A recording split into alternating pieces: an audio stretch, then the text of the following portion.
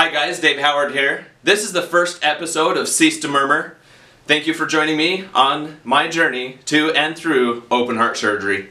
So I'm a very active guy. I like to be outdoors. I like to do lots of things. I like to hang out with friends. And if I don't have something going on, then I feel like kind of a failure for the day. So I love my family. I love to spend time with my best friend, who's my wife. And I love doing CrossFit, actually. I love doing Spartan races. And, so this is kind of a new thing for me, finding out that I need open heart surgery. It actually started out, I decided to go to the doctor to see about getting an inhaler because I felt like I had asthma. I felt like that was what was stopping me from progressing. I've been doing CrossFit for 2 years, and on the leaderboard, you kind of climb up and then you hit this plateau, and I was actually starting to decline in my ability to keep up in the workouts. And I had this Spartan beast ready. We're gonna go, 4 of us friends going down, actually 5 of us. We're gonna go down and race the Spartan. And I wanted to keep up with the faster guys, and so I went to the doctor, see about getting this inhaler to see if I can increase my lung capacity and be able to do the Spartan just a little bit better and a little bit faster. And I went into my family doctor. I don't ever go to the doctor. I went to my wife's doctor, and he spent some time with me and checked my vitals. Everything looked good, and he seemed to spend a lot of time on listening to my heart. And he said, I don't usually do this, but you got to listen to this. So he put the stethoscope on me, is that what they're called? And had me listen to my own heart. And instead of it being, I guess, the normal boom, boom, boom, boom that it's supposed to be, it was more of a boom, swoosh, a boom, whoosh. And, I've watched my fair share of horror movies, and I know what a heartbeat sounds like, and that didn't sound right. And he actually ordered a meeting with, actually ordered an echocardiogram.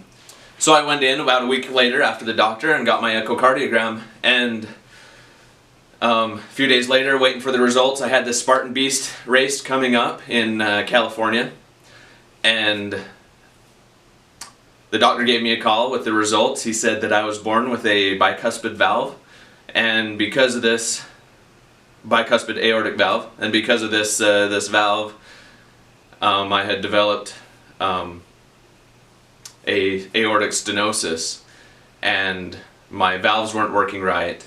And he kind of put it to a mild to severe aortic stenosis.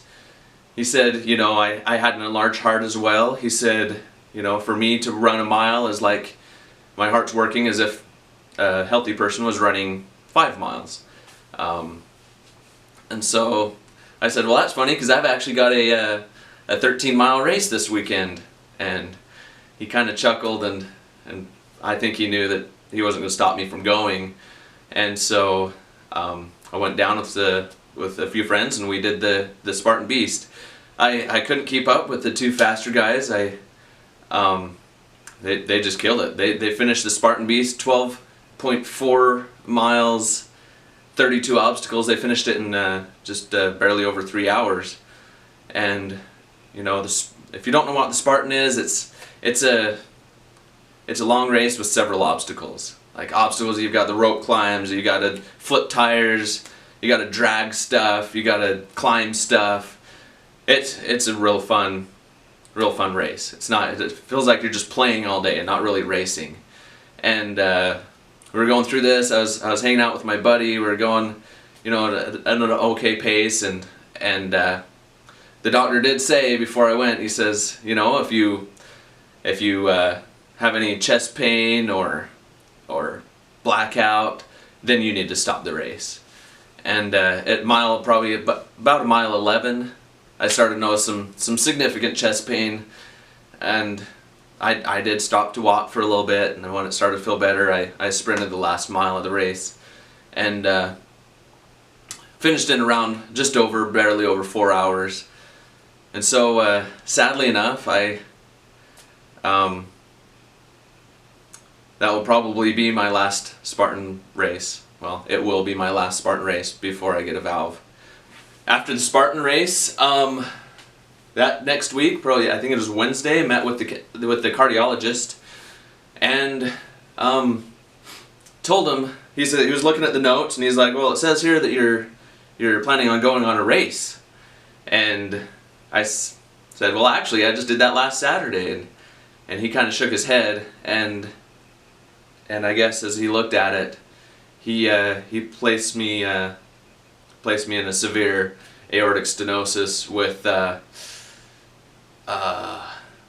severe regurgitation. I'm not sure all the terms that he said. I'll probably fill you in later on exactly my whole prognosis. I have a Ragnar coming up. I was going to go run the Vegas Ragnar in a few weeks, and my wife asked if I was able to do that, and he says, no, absolutely not. And that's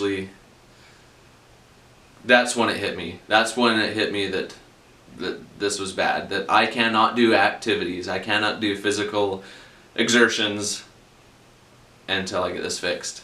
And coming home from that appointment, that's when I felt pretty depressed, that life had actually stopped for me, and that I wasn't going to enjoy the life that I have had up to this point.